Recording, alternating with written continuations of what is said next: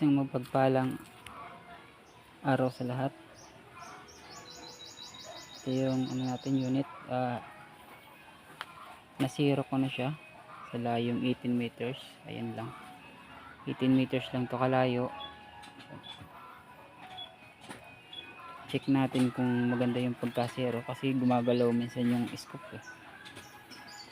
May bala tayo ditong 1, 2, 3, 4, 5, 6, 7. Ayan, may wala tayong bala. Try natin yung accuracy niya sa layong 18 meters. Ayan, syempre bago tayo kailangan natin linisin yung barrel para yung takbo ng bala hindi tikwas-tikwas. Pag madumi kasi yung barrel, maraming tumitikwas din na bala. Ayan. Walong shot lang. Yan, doon natin yan 18 meters mula dito sa lamisa. Set up natin yung camera.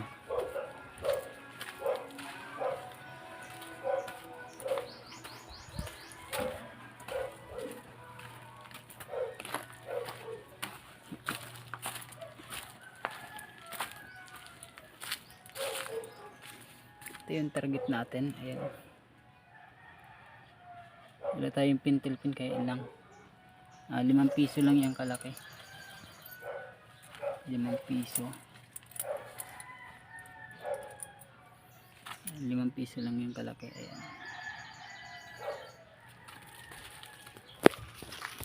Yun, ayun yung unit. 18 meters lang yung layo nito mga sir.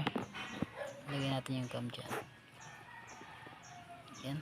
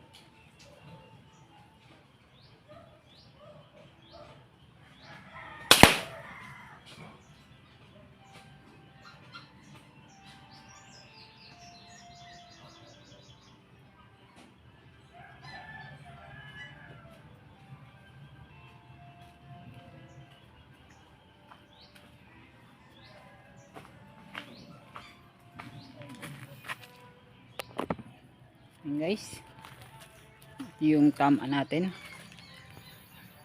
Ayan, yun yung target natin, yung 5 piso. Bali pumasok yung 8 bala yan.